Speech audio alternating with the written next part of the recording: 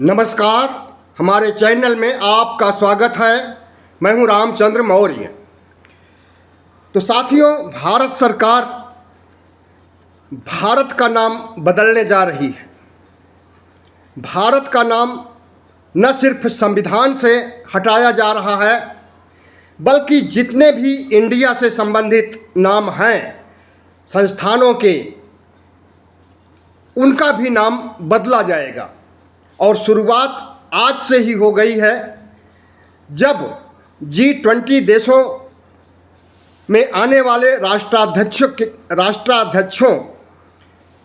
के निमंत्रण के लिए राष्ट्रपति भवन से आमंत्रण पत्र जारी किया गया। तो उसमें दिखाया गया प्रेसिडेंट ऑफ भारत, और इसका ट्वीट किया जयराम रमेश ने, जो कांग्रेस के वरिष्ठ नेता हैं। उसके बाद से उन्होंने कहा कि भारत का नाम बदलने की शुरुआत हो गई है आज से, और अब संविधान के साथ खिलवाड़ करके, संविधान से छेड़छाड़ करके, संविधान में जहाँ जहाँ भारत नहीं लिखा गया है, इंडिया लिखा गया है, वहाँ पर इंडिया को हटाया जाएगा और भारत लिखा जाएगा। संविधान के अनुच्छेद 1 जहाँ से शुरुआत होती है, उसमें ही सबसे पहले इंडिया शब्द रखा गया है। India, that is Bharat. अब भारत सरकार इतना क्यों बौखलाई है, इतना नाम परिवर्तन के लिए क्यों व्यग्र है, इसकी भी एक वजह है। और सबसे बड़ी वजह है कि विपक्षी गठबंधन ने अपना नाम इंडिया रख लिया। उसके बाद से पहले इंडिया शब्द को अपमानित किया गया, गुलामी का प्रतीक बताया गया, और अब इंडिया शब्द से इतना नफरत हो गया है प्रधानमंत्री नरेंद्र मोदी को कि हर जगह से इंडिया शब्द को हटाना चाहते हैं। भारत सरकार के गजट, भारतीय संविधान, भारत सरकार के तमाम महकमों के नाम जो कि इंडिया पर रखे गए हैं, सब का परिवर्तन होने जा रहा है। तो साथियों, संविधान के साथ छेड़छाड़ करके अगर इंडिया को भारत बनाया जाएगा, तो यह बाबा साहब डॉक्टर भीमराव अंबेडकर के अनुयायियों के लिए एक बहुत बड़ा दुर्भाग्यपूर्ण दिन होगा। क्योंकि बाबा साहब भीमराव ने जिस तरह से हमें संविधान दिया है, अगर उसमें तमाम तरह के परिवर्तन, अभी तक 100 से अधिक परिवर्तन हो चुके हैं, लेकिन एक ऐसा परिवर्तन जिसके बारे में कभी सोचा नहीं गया था, अगर इस तरह का परिवर्तन किया जाता है तो इसका सीधा सा अर्थ है कि संविधान को बदलने की प्रक्रिया शुरू कर रहे हैं। प्रधानमंत्री नरेंद्र मोदी इंडिया विपक्षी गठबंधन के बहाने जिस तरह से संविधान में छेड़छाड़ करके इंडिया को भारत बनाने जा रहे हैं, इसके बहुत दूरगामी अर्थ हैं। यह सिर्फ नाम परिवर्तन के लिए ही नहीं किया जा रहा है संविधान में परिवर्तन, बल्कि यह जानने के लिए, यह अनुमान लगाने के लिए एक ट्रायल है कि जिस दिन संविधान को पूरा बदल दिया जाएगा, उस दिन देश में कैसी प्रतिक्रिया होगी। उसकी एक वानगी मिल जाएगी अनुच्छेद 1 में भारत शब्द हटाने से। और इसी के लिए संसद का विशेष सत्र बुलाया गया है। विशेष सत्र G20 की बैठक के बाद 18 सितंबर से 23 सितंबर तक 5 दिन तक चलेगा। और इस बीच सबसे पहले भारतीय संविधान में संशोधन किया जाएगा। अनुच्छेद 1 में इंडिया से भारत लिखने के लिए तो साथियों, प्रधानमंत्री नरेंद्र मोदी इतना डर गए हैं कि उन्हें लगता है कि विपक्ष का गठबंधन जिसने अपना नाम इंडिया रखा है, उसे किस तरह से ध्वस्त किया जाए। और जो भारत का नाम इंडिया है, विदेशों में लोग भारत नहीं कहते हैं, सभी देशों में इंडिया के नाम से जाना जाता है भारत को। और भारतवर्ष में जितने भी लिखित रूप से जहाँ पर कि भारत शब्द या देश का नाम, राष्ट्र का नाम होना चाहिए, वहाँ पर इंडिया है। तो सिर्फ अनुच्छेद 1 में ही नहीं परिवर्तन होगा, बल्कि संविधान के जिस जिस अनुच्छेद में, जिस जिस अध्याय में इंडिया लिखा हुआ है, उसे हटाया जाएगा। तो प्रधानमंत्री नरेंद्र मोदी और इनकी तमाम डबल इंजन की सरकारें अभी तक शहरों का नाम बदलती थी, सड़कों का नाम बदलती थी, बिल्डिंग का नाम, म्यूजियम का नाम बदलती थी। अब वो संविधान में संशोधन करके, विशेष सत्र बुला करके संविधान के मौलिक ढांचे में भी परिवर्तन करना चाहते हैं। संविधान की प्रस्तावना में भी इंडिया शब्द है, भारत नहीं है। तो संविधान की प्रस्तावना को भी बदला जाएगा, निश्चित रूप से बदला जाएगा। प्रधानमंत्री नरेंद्र मोदी ने ठान लिया है कि इंडिया का अस्तित्व नहीं रहने दिया जाएगा, तो हर जगह से बदलना ही होगा। शहरों का नाम, सड़कों का नाम, बिल्डिंग का नाम को गुलामी का प्रतीक बता करके बदला गया, अभी भी बदला जाएगा, आगे भी बदला जाएगा। लेकिन लाल किला का नाम प्रस्तावित नहीं है बदलने के लिए, क्योंकि उस पर भाषण देते हैं प्रधानमंत्री नरेंद्र मोदी हर साल। और इस साल जब भाषण उन्होंने दिया तो गारंटी के साथ कहा कि अगला भाषण हम ही देंगे। लाल किले में उन्हें गुलामी का प्रतीक नहीं दिखता है, संविधान में गुलामी का प्रतीक दिखता है, शहरों में गुलामी का प्रतीक दिखता है, सड़कों पर गुलामी का प्रतीक दिखता है। बिल्डिंग जो बनी है, पुरावशेष जो है मुगल काल के, ब्रिटिश काल के, उनके नाम बदले जा रहे हैं। नेहरू लाइब्रेरी का नाम बदल करके प्रधानमंत्री लाइब्रेरी कर दिया गया। इसी तरह से तमाम बिल्डिंग्स के नाम बदले गए। तो प्रधानमंत्री नरेंद्र मोदी जिस तरह से संविधान में छेड़छाड़ करके संविधान को बदलना चाहते हैं, और 15 अगस्त के दिन प्रधानमंत्री के सलाहकार, आर्थिक सलाहकार विवेक देबोराय ने जो आर्टिकल लिखा द मिंट अखबार में, उसमें उन्होंने संविधान को बदलने की ही बात कही थी। संविधान को गुलामी का प्रतीक बताया था और उसका असर 20 दिनों में हो गया। 15 अगस्त और आज 5 सितंबर, 20-21 दिन में उनके लिखे हुए आर्टिकल के आधार पर संविधान को बदलने की बात कही गई और 18 से 23 सितंबर तक वह काम हो भी जाएगा। विशेष सत्र में और भी कई चौंकाने वाले बिल पेश किए जाएंगे, जिसके बारे में अनुमान लगाया जा रहा है, क्योंकि विशेष सत्र बुलाने का कोई औचित्य नहीं था।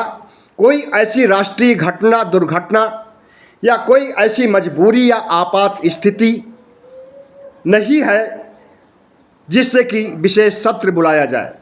लेकिन प्रधानमंत्री नरेंद्र मोदी के लिए इंडिया शब्द ही एक बहुत बड़ा हादसा हो गया है, आपात हो गया है।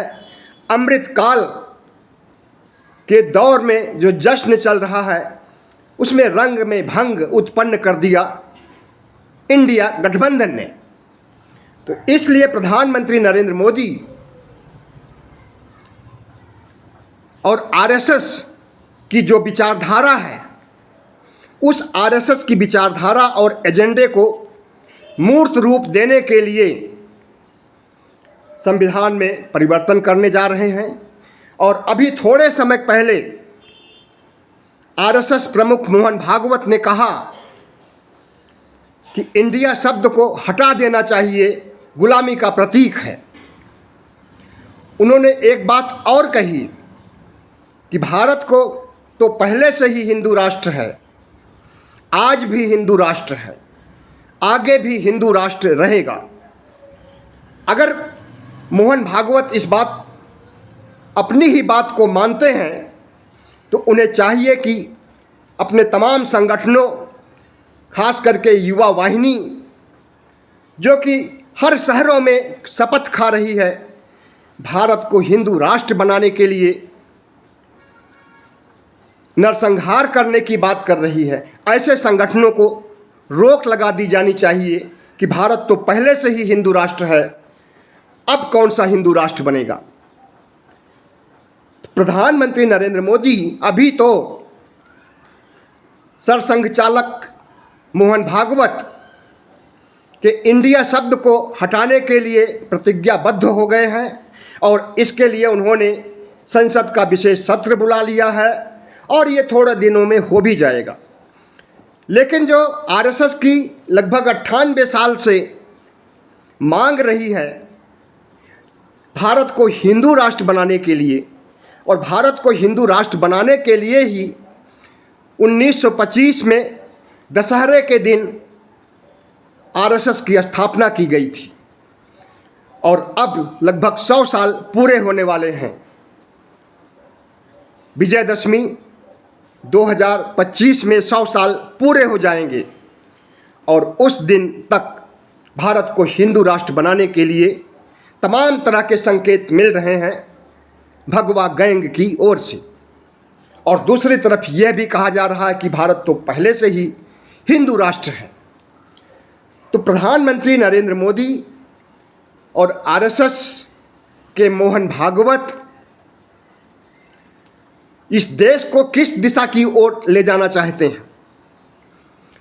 भारत का नाम बदलना चाहते हैं, भारत का नाम ही नहीं बल्कि राष्ट्र, धर्मनिरपेक्ष राष्ट्र को हिंदू राष्ट्र बनाना चाहते हैं। उसके लिए कोई भी कुर्बानी, कोई भी नरसंहार देने के लिए इनके भगवा गैंग की टीम तैयार बैठी है। देश में नरसंहार करने के लिए, हिंदू मुस्लिम करने के लिए, मुसलमानों पर अत्याचार करने के लिए तो 2014 से ही प्रयास हो रहे हैं। लेकिन जिस तरह के प्रयास की आहट अब मिल रही है उससे यही लगता है कि प्रधानमंत्री नरेंद्र मोदी एक डरे हुए तानाशाह के रूप में हैं, जो एक नाम से डर गए हैं, विपक्ष के गठबंधन के नाम से डर गए हैं। वे किस दिशा में देश को ले जाएंगे, भारत को लोकतंत्र रहने देंगे, भारत के संविधान को सुरक्षित रहने देंगे, भारत की संप्रभुता को सुरक्षित रहने देंगे, भारत की धर्मनिरपेक्षता, समाजवादी रुझान और समानता को अक्षुण्ण रहने देंगे, या इसे भी मटियामेट करने का मन बना चुके हैं। शुरुआत हो चुकी है संविधान के साथ छेड़छाड़ करने की। और दूसरी तरफ भारत के पूर्व chief justice of India Gogoi साहब, रंजन गोगोई का कहना है कि भारत को हिंदू राष्ट्र बनाने के लिए संविधान के मौलिक ढांचे में परिवर्तन हो सकता है, इस पर बहस हो सकती है, इस पर डिबेट हो सकता है। तो पूर्व चीफ जस्टिस से ये बातें कहलवाई जा रही हैं, वो अपने से नहीं कह रहे हैं। जब से वे राज्यसभा के सांसद हुए हैं उनका कोई राजनीतिक बयान नहीं आया है, लेकिन इस बीच बयान आ गया और वो भी इतना भड़कीला, इतना जहरीला, जिसे कि पचा पाना मुश्किल है। और दूसरी तरफ प्रधानमंत्री के सलाहकार चिल्ला चिल्ला करके कह रहे हैं कि संविधान गुलामी का प्रतीक है, संविधान को बदल देना चाहिए, नया संविधान लाना चाहिए। संविधान के बारे में 1973 में जो केशवानंद भारती के केस के मामले में सुप्रीम कोर्ट ने कहा था कि संविधान के मौलिक ढांचे में किसी तरह का परिवर्तन नहीं किया जा सकता है, तो उसके बारे में विवेक देबोराय का कहना है कि वर्तमान संविधान के मौलिक ढांचे में कोई परिवर्तन नहीं हो सकता है, लेकिन एक नया मौलिक ढांचा तो बनाया ही जा सकता है संविधान का। तो इस तरह की भड़काने वाली बातें कह करके इस देश के नागरिकों को, 140 करोड़ लोगों को डरवाना चाहते हैं और यह माहौल बनाना चाहते हैं कि संविधान बेकार हो चुका है, लोकतंत्र बेकार हो चुका है, इंडिया बेकार हो चुका है, सबको बदलना चाहिए। धर्मनिरपेक्षता को बदल करके हिंदू राष्ट्र की स्थापना होनी चाहिए, इंडिया को बदल करके भारत होना चाहिए। हालांकि वो पहले से भी है, भारत नाम कोई नया नहीं है, या यूं कहें कि भारत शब्द इतिहास से लिया गया है। जब ईस्ट इंडिया कंपनी भारत नहीं आई थी उसके पहले से इस देश का नाम भारत है। मुगल काल में ये इंडिया नहीं था, मुगल काल में भारत ही था। उसके पहले आर्यावर्त, जम्बू द्वीप, हिंदुस्तान, तो क्या क्या बहुत से नाम हो चुके हैं। लेकिन इस बीच प्रधानमंत्री नरेंद्र मोदी को भारत के संवैधानिक नाम इंडिया से इतनी चिढ़ हो गई है, इतनी जलन हो गई है, इतना डर गए हैं कि इंडिया को हटाने के लिए संविधान को ही बदलने पर आमादा हो गए हैं। तो प्रधानमंत्री नरेंद्र मोदी को समझ लेना चाहिए कि अगर 2024 का चुनाव वे हारेंगे तो उन्हें विपक्ष नहीं हराएगा। अगर संविधान में छेड़छाड़ करेंगे, अगर हिंदू मुस्लिम करेंगे, अगर इस देश को हिंदुत्व की प्रयोगशाला बनाने का काम करेंगे और हिंदुत्व का प्रयोगशाला बनाने के लिए नरसंहार कराएंगे, भारत को हिंदू राष्ट्र बनाने के लिए नरसंहार की जो बात हो रही है उसे अमली जामा देंगे, तो निश्चित रूप से इस देश की जनता चुनाव लड़ेगी नरेंद्र मोदी के खिलाफ, बीजेपी के खिलाफ, आरएसएस के खिलाफ। और जिस दिन जनता चुनाव लड़ेगी उस दिन भारतीय जनता पार्टी का तो सफाया हो ही जाएगा, आरएसएस का भी सफाया हो जाएगा। आज आरएसएस के हौसले इतने बुलंद हो गए हैं, 2014 से लेकर के अब तक 9.5 साल 10 साल में जिस तरह से भारतीय जनता पार्टी और आरएसएस ने इस देश को अपनी बपौती समझ लिया है, संविधान को अपनी बपौती समझ लिया है, लोकतंत्र को अपनी बपौती समझ लिया है, यह अहंकार भी उसका टूट जाएगा। विपक्ष को लड़ने की ज़रूरत नहीं पड़ेगी। जब जनता उठ करके चुनाव लड़ेगी तो प्रधानमंत्री नरेंद्र मोदी की पार्टी भारत मुक्त निश्चित रूप से हो जाएगी। चले थे कांग्रेस को भारत मुक्त करने के लिए, लेकिन अपनी कब्र खुद ही खोद रहे हैं। प्रधानमंत्री नरेंद्र मोदी अपने पार्टी की कब्र, आरएसएस की कब्र खुद ही खोद रहे हैं। आरएसएस के प्रमुख और नरेंद्र मोदी, गृह मंत्री शाह और भारतीय जनता पार्टी का शीर्ष नेतृत्व, उन्हें यह नहीं समझ में आ रहा है कि जिस डर और जिस अहंकार के ठसक के साथ वह भारत का नाम बदलने के लिए संविधान में छेड़छाड़ करने जा रहे हैं,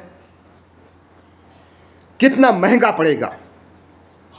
बहुजन समाज के लोग, ओबीसी, एससी, एसटी समाज के 85% लोग जो अंबेडकरवादी हैं, वे कतई नहीं बर्दाश्त करेंगे कि बाबा साहब डॉक्टर भीमराव अंबेडकर के संविधान में इस तरह की छेड़छाड़ की जाए और संविधान को बदलने का काम किया जाए।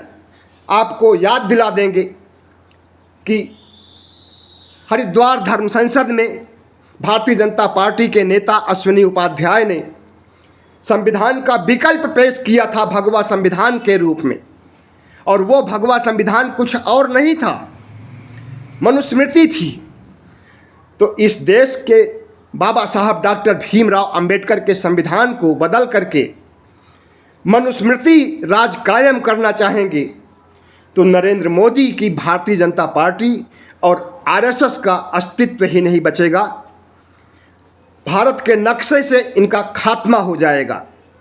और जब बहुजन समाज के लोग सोच लेंगे कि उन्होंने बाबा साहब डॉक्टर भीमराव अंबेडकर के खिलाफ काम किया है, तो भारतीय जनता पार्टी के वोट पर चोट करने में कोई गुरेज नहीं होगी। प्रधानमंत्री नरेंद्र मोदी को सलाह दी जाती है कि अभी भी उनमें सद्बुद्धि आए और वह भारत के संविधान से छेड़छाड़ करने, भारत को हिंदू राष्ट्र बनाने, भारत के लोकतंत्र को ख़त्म करने से बाज आएं। वरना जो हालत उनकी 1984 के लोकसभा चुनाव में हुई थी, वही हालत 2024 के चुनाव में होने वाली है।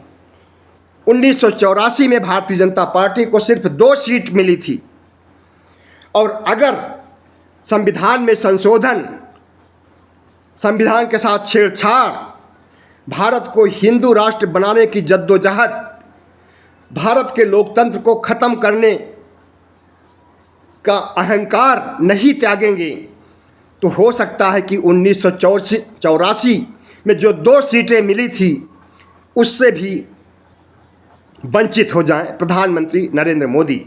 हम इस देश के 85% बहुजन समाज से अपील करते हैं कि बाबा